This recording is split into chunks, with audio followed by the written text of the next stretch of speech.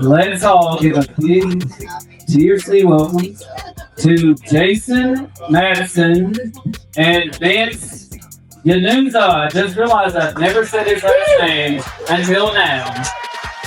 Was it right? I don't know. Jason and Vince. Jason Madison from the Lewis County Historical Museum. Jason is the executive director of the Lewis County Historical Museum in Chehalis, Washington. Chehalis. Nobody warned me about Chehalis. They told me about TOC. Chehalis, Washington. He preserves Northwest history and culture from small town landmarks to the Twin Peaks legacy. Celebrates Kenneth Arnold sighting for the annual Flying Saucer Party. I hope I get the invite to that. To the next one. Vince Yanunza right here with us tonight from the Pacific NorthWEIRD. I've been to the Pacific NorthWEIRD. He's a videographer, researcher, and producer of the YouTube series Pacific NorthWEIRD. He co-produces the Chehalis Flying Saucer Party, honoring Kenneth Arnold's 1947 sighting. He documents the strange, the spooky, and the wonderful side of the Pacific Northwest. Let's give it up for Jason and Vince one more time. Hello, everyone. Thank you for coming. We have a very important story to tell you about the history of flying saucers. I guess it all started with us. Yes, it did. This is going to be kind of a duet here. Imagine Kenny Rogers and Dolly Parton. Yeah. On June 24th, 1947, the flying saucer was born. It started in Chehalis, Washington.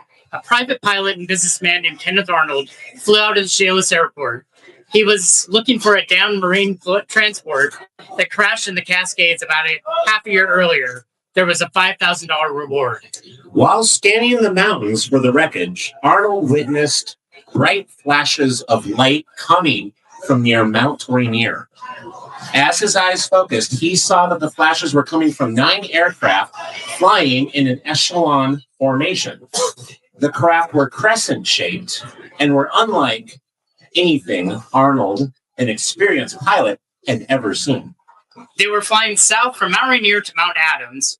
Arnold used the two mountains as markers to determine their speed, which he estimated at a whopping 1,200 miles per hour, an unimaginable speed at the time of any known aircraft.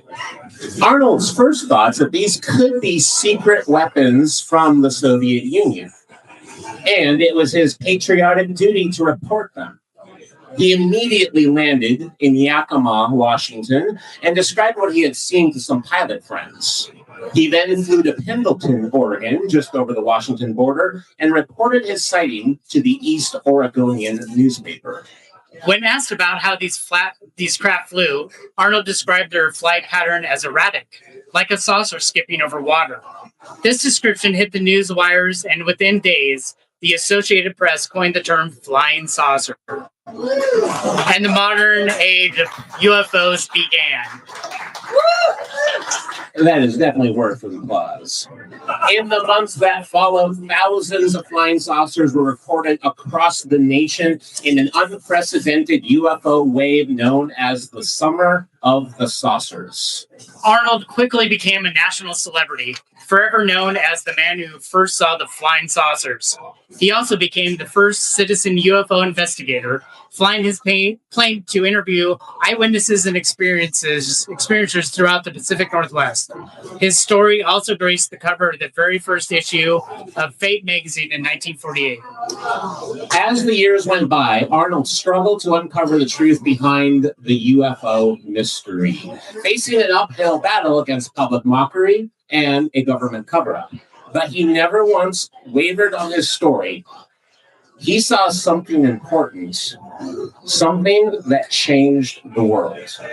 Eventually, his story became less known as more popular cases such as Roswell began to take prominence.